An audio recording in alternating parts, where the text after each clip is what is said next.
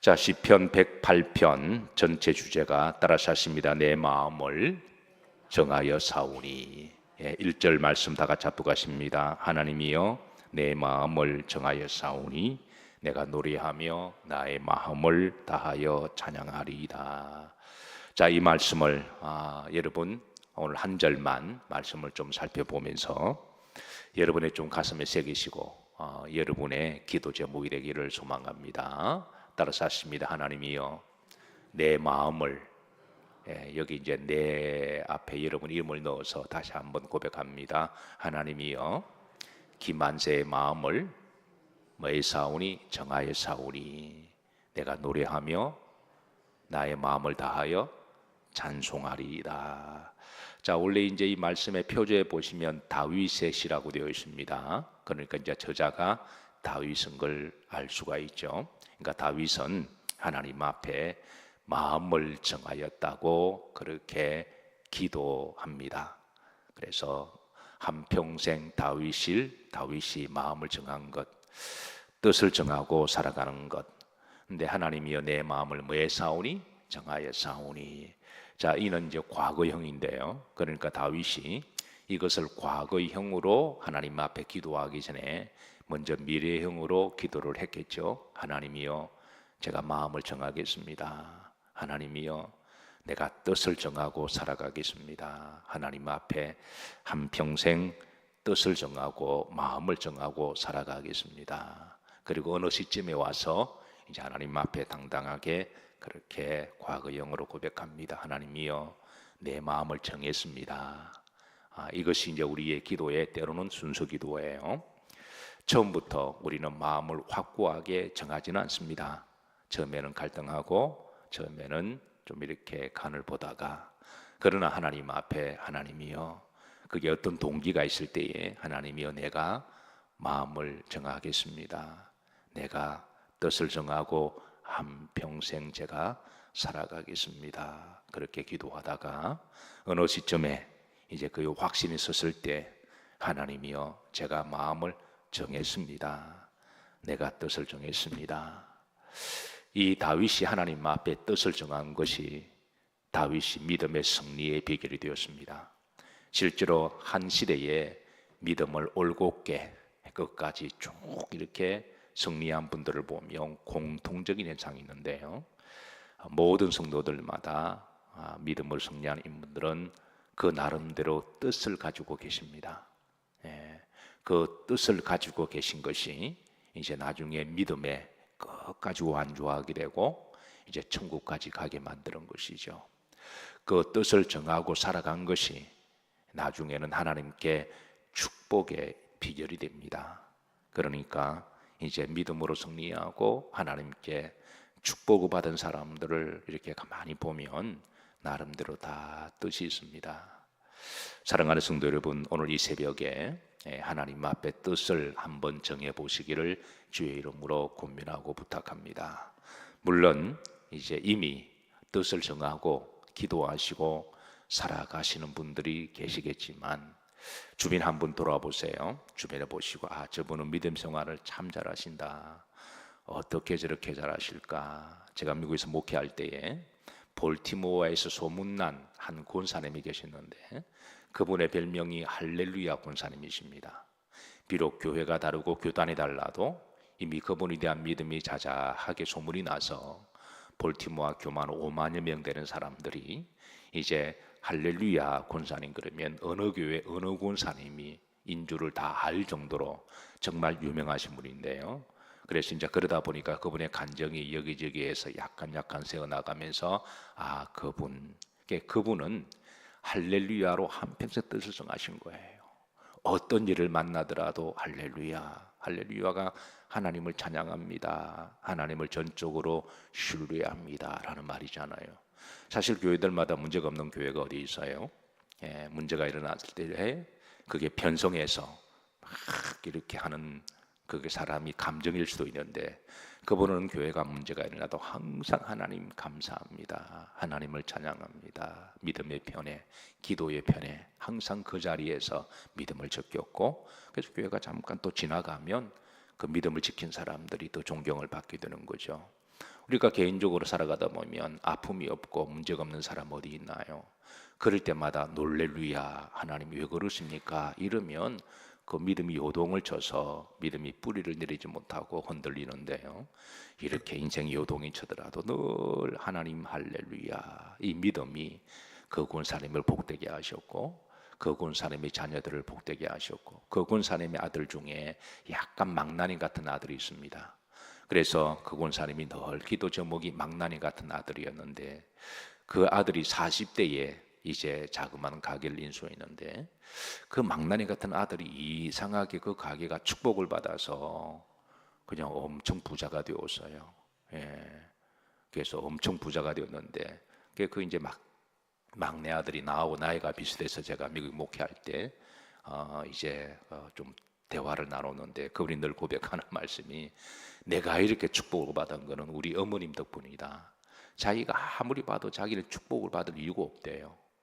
그런데 어머님의 기도 때문에 내가 이렇게 벤츠도 타고 다니고 뭐 자동차도 몇 대가 되고 집도 뭐 대저되고 뭐 조그만 데 살던 사람이 하나님이 갑자기 복을 부어주시는데 그래서 어쨌든 그 권사님은 한평생 할렐루야로 뜻을 정하고 사신 거예요.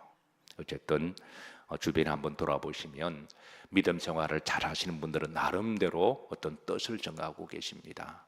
그래서 여러분 하나님 앞에 뜻을 정하고 살아가시기를 주의 이름으로 축복합니다. 다시 한번 이제 다윗이 내 마음을 정하였다라고 하는 이 고백이 나의 고백이 되고 또 암송할 기도 제목이 되기를 소망하며 따라서 하십니다. 하나님이여 누구의 마음을 정하였사오니 내가 노래하며 나의 마음을 다하여 찬송하리이다. 이 뜻을 정한 것. 그런데 사람은 다 바보가 아니라서 아무 때나 뜻을 정하지 않습니다. 살기 편하고 걱정이 없을 때 보통 뜻을 정하지 않고 어떤 마음에 결연한 어떤 동기가 있을 때 어떤 상황에 임박했을 때 그때 흔히 이제 뜻을 정하게 되는 거죠. 다윗이 어떤 동기로 또 어떤 배경을 가지고 뜻을 정하기로 살기로 했을까요? 그것은 바로 이제 다윗이 사울 왕의 추격을 피하다가 도망가다가 더 이상 도망갈 길이 막혀서 이제 동굴 안에 숨게 됩니다. 이스라엘 지형은 산악 지형이 많고 또 산악 지형은 돌들이 많아서 이제 사암청들이 많아서 굴들이 많습니다. 그래서 먼 데서 보면 그 굴들이 이렇게 뭐 수천 개가 될 정도로 그 산에 굴들이 바위와 바위 사이에 굴들이 많이 있는데요. 그래서 도망가다가 그 굴 속에 숨기가 딱 좋은 지형들이 많이 있습니다. 그래서 다윗도 이제 사울을 피하다가 도망가다가 이제 그 굴 속에 숨게 되는데요. 우선 한번 그 굴 한번 보도록 하시죠. 이스라엘 지형에 그 산에 보면 이런 굴들이 참 많아요. 크고 작은 굴들이 많아서 그래서 사람 숨기가 딱 좋아요. 그래서 이제 그다음 사진 보시면 다윗이 숨었다고 하는 굴이 바로 이 굴입니다. 아두람 굴이라고 말을 해요. 아두람.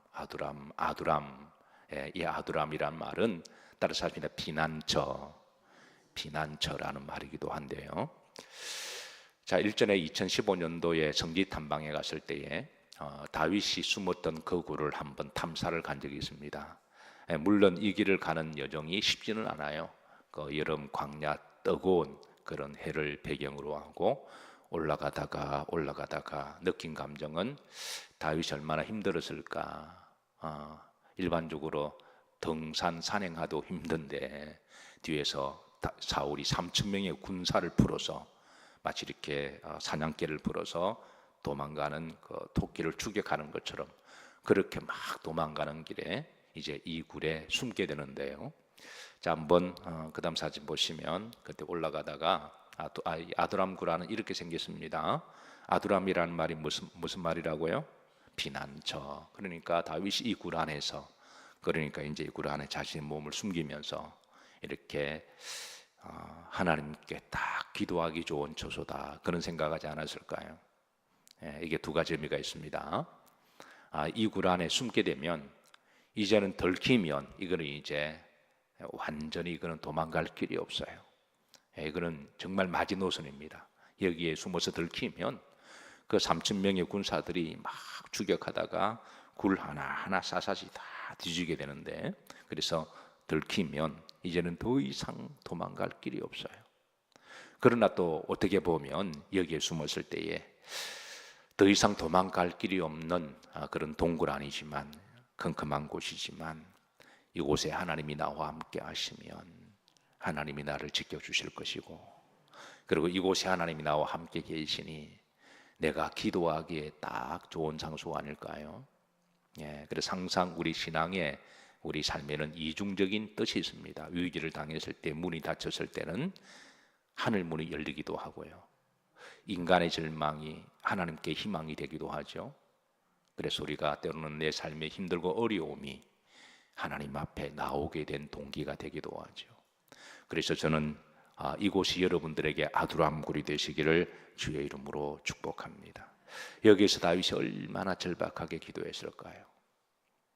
이제는 하나님 막장입니다. 이제는 여기에서 발각되면 저 밑에서는 개 밑에처럼 3,000명이 조를 이루어서 굴마다 다 확인하고 뒤지고 그러는데 더 이상 인간의 방법으로 어떻게 할 길이 없잖아요.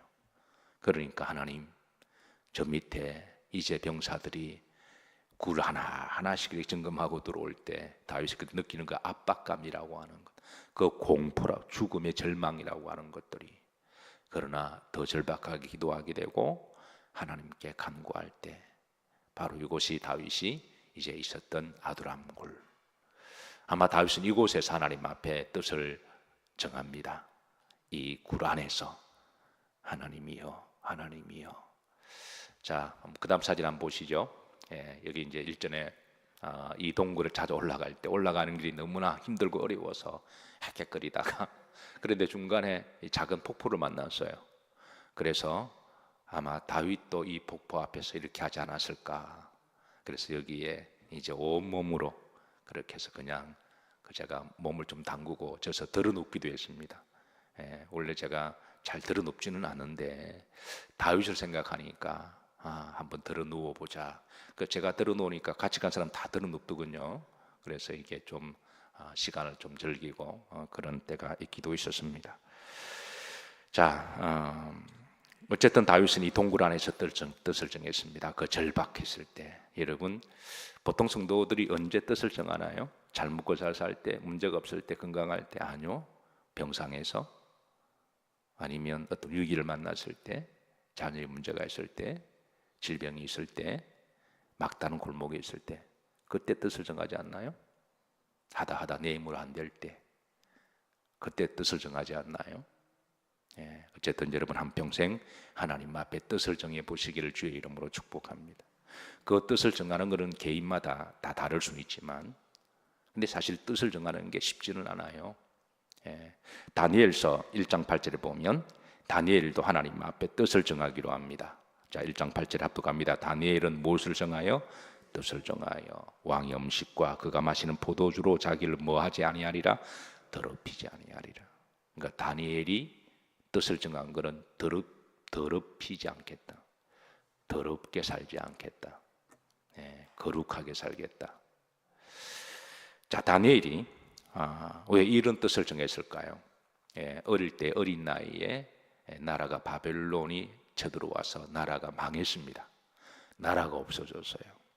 이럴 때 다니엘의 나이가 불과 10대 초반이었습니다. 어린 나이에 부모 잃고 살았는지 죽었는지 전쟁통에 생사를 확인할 수 없습니다. 성경에는 그 부분에 대해서 언급하지 않기 때문에 어쨌든 다니엘은 어린 나이에 손과 발 묶여서 2,000km가 되는 바벨론까지 개처럼 끌려갔습니다. 그곳에 갔더니 이제 우상숭배의 나라였고, 그곳에 갔더니 자기 보고 포로라 그럽니다. 종이 된 거고 노예가 된 것이죠. 그곳에 가서 이제 뜻을 정하고 살아간다고 하는 것은 감옥에 갈 수 있는 문제고 죽을 수 있는 그런 시대였습니다. 그런데도 뜻을 정합니다. 우리가 흔히 뜻을 정한다 그러면 힘든 시대이기 때문에, 어렵기 때문에 정하기 힘든다라고 말을 해요. 학생들이 공부에 뜻을 정한 아이들이 있습니다. 그런데 공부에 내가 좀 공부를 열심히 하겠다. 그러면 어떤 아이들은 아이 공부할 분위기가 아니에요. 그래서 뜻을 못 정합니다. 그런데 똑같은 상황인데도 나는 머리가 나빠요.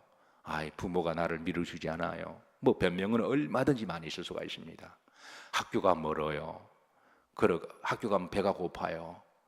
가자마자 도시락 까먹고 먹고 나면 잠 오니까 잠 와요. 맨날 볼펜 굴리다가. 그러니까 이유는 굉장히 많은데 어쨌든 그런 어려운 환경 속에 공부하기로 뜻을 정한 아이들은 나중에 성공합니다. 항상 뜻을 정할 때는 방해 세력이 있는 거죠. 일전에 저는 뭐 김밥을 뭐 그렇게 특별히 뭐 요리라고 생각해 본 적은 없어요. 한 몇 년 전인가요? 그런데 한 번은 제가 김밥을 먹으면서 이건 요리다. 이거는 요리다. 그냥 김밥은 간식 정도로 제가 좀 우습게 생각했는데 요즘 김밥한테는 좀 미안한 마음이 있습니다. 그래서 김밥 옆구리 터졌냐? 뭐 그렇게 말하기도 하고 그러죠.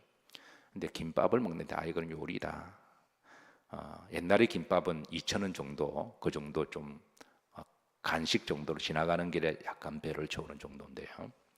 그런데 제가 바르다 김선생 김밥을 먹고 난 다음에는 김밥에 대한 인식이 달라졌습니다. 그게 바르다 김선생. 제가 그걸 그때 김밥 한 줄이 7,000원 했으니까 2,000원 하던 것이 7,000원 하니까 이게 처음 살 때는 비싸다 생각했는데요. 한번 먹어보니까 이게 이렇게 받을 만하다. 그러면서 그 김선생이 궁금해졌습니다. 그래서 좀 찾아보니까 김밥을 하나 사더라도 바르게 사기로 했다는 거예요. 김밥 한 줄을 말아도 거기에 철학을 담고 뜻을 담고 그래서 성실과 정직하게 그래서 바르게 살 때에 그게 김밥의 품격을 바꿔놓고 김밥으로 하여금 간식이 아니라 이제는 요리가 될 정도로 김밥 하나만 가지고도 웬만한 비빔밥 정도의 맛을 내는 그것으로 그 사람이 그쪽에 중견 기업이 될 정도로 부자를 만들었던 그러니까 김밥 하나를 만들어도 뜻을 정하고 살아가는 세상입니다. 그랬을 때 그곳에 하나님이 축복을 주시는 것이죠. 요즘 떡볶이 하나를 만들어도 국대 떡볶이라 그러나요? 그러니까 우리가 성실과 정직하게 우리가 적은 일이라도 뜻을 정하면 나중에 그것으로 말미암아 인정을 받게 되고 그것으로 축복을 받게 되는 것이죠. 그런데 문제는 뜻을 정하는 게 쉽지 않습니다. 그런데 하나님 앞에 뜻을 정하는 것은 더 어려워요. 왜냐하면 영적인 저항이 있기 때문에 그렇습니다. 뜻 중에 가장 거룩하고 복된 뜻이 하나님 앞에 뜻을 정하는 줄로 믿습니다. 세상 뜻은 성공하더라도 없어지지만 하나님 앞에 정한 뜻은요 하늘나라까지 가지고 갑니다. 천국의 영원한 상급이 있는 거죠. 그래서 하나님 앞에 뜻을 정하는 것 이것은 세상의 뜻보다 더 힘든 일입니다. 왜냐하면 영적인 저항과 방해 세력이 있기 때문에 더 힘든 것이죠. 그러나 그 하나님 앞에 뜻을 정하고 살면 하나님이 다니엘에게 축복을 하시는데요.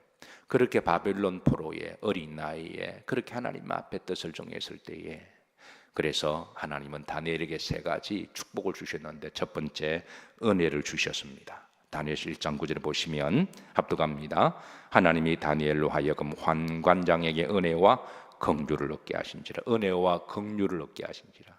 환관장에게 이건 하나님이 사람의 복을 주셔서 주변 사람들에게 사랑을 받는 복을 주신 거예요. 우리 흔히 이것을 인복이다라고 이야기를 하죠. 우리 예수님을 믿는 사람들은 사람의 복이 있어야 됩니다. 만남의 복이 있어야 되는 것이죠. 그래서 그런데 우리가 가만히 보면 사람의 복도 이제 지 사랑 지가 받는다라는 말을 하죠. 다니엘이 겸손하게 은혜롭게 긍휼하게 그렇게 인간관계를 잘하니까 하나님의 주변 사람들에게 사랑받게 하시고 은혜 받게 하시고 긍휼의 복을 받게 하셨다는 것이죠. 사랑하는 성도 여러분, 만남의 복이 있으시기를 주의 이름으로 축복합니다. 사람은 사람의 복이 있어야 됩니다. 내가 못되게 굴면요 상대도 나를 몇 번 당하다가 못되게 굴어요. 내가 사람을 만날 때 대충 건성건성 만나면 상대도 바보가 아닌데 그 언젠가는 뭐 건성건성 만나는 거죠. 내가 사람을 이용하려고 만나면 상대도 바보가 아닌데 몇 번 이용당하고 또 이용하려고 그러는 것이죠. 그런데 내가 사람을 정말 인격적으로 대하면 상대가 바보가 아닌데 저분은 나를 인격적으로 대하시구나. 그러면서 인격적으로 예우를 하게 되고요. 내가 사람을 잘 섬기면 상대가 바보가 아닌데 저분은 참 잘 섬기는 분이시다. 그러면서 본인도 섬기게 되고 그러므로 나중에는 서로가 복받게 되는 것이죠. 그래서 이 다니엘이 주변 사람들에게 은혜와 긍휼을 얻게 하는 것, 하나님 앞에 뜻을 정한 것, 하나님이 그 믿음 보시고 이제 은혜를 주셨고, 두 번째는 17절인데요. 다니엘서 후렴질에 보시면 뭐를 주셨다고요? 지혜를 주셨다. 다니엘은 그렇게 공부를 많이 한 사람은 아니에요. 10대 때 포로로 끌려갔는데 무슨 공부를 했을까요? 그러나 지식과 지혜는 다른 거잖아요. 지식은 머리는 좋다라고 말할 수가 있지만 지혜는 배운 것을 잘 응용하는 거잖아요. 그래서 지혜의 복을 주셨습니다. 지혜의 복을 주셨다. 세 번째, 영적인 은사를 주셨습니다. 17절 음절을 보시면 다니엘은 모든 환상과 꿈을 깨달아 알더라. 이거는 아무나 가지는 축복은 아닙니다. 하나님이 주시는 영적인 은사죠. 모든 환상과 꿈을 깨달아 알도록. 그래서 하나님은 이 다니엘에게, 뜻을 정한 다니엘에게 나중에는 큰 축복을 주셔서 한평생 하나님 앞에 또 많은 사람들에게 귀하게 쓰임받게 됩니다. 다윗은 한평생 그가 뜻을 정한 마음과 그 장소를 기억했습니다.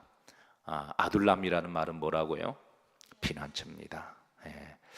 그가 절대절명 위기가 있었을 때에, 그때 그 굴에 있었을 때에, 사울의 이제 병사들이 추격했을 때에 이제 다윗은 이제 죽었다 생각하는데요. 기가 막히게 타이밍에 맞춰서 거미가 그 위에서 내려와서 거미줄을 쳐요. 거미줄을 치고 사울의 병사들이 추격하다가 그 앞에 거미줄이 있는 것을 보고 여기에는 누가 들어갈 리가 없다고 생각한 거죠. 안 그래도 자기들도 피곤하니까, 자기들도 힘드니까 그냥 대충 그렇게 본 병사들이 여기는 들어갈 리가 없다고 지나가면, 그렇게 해서 다윗이 살았습니다.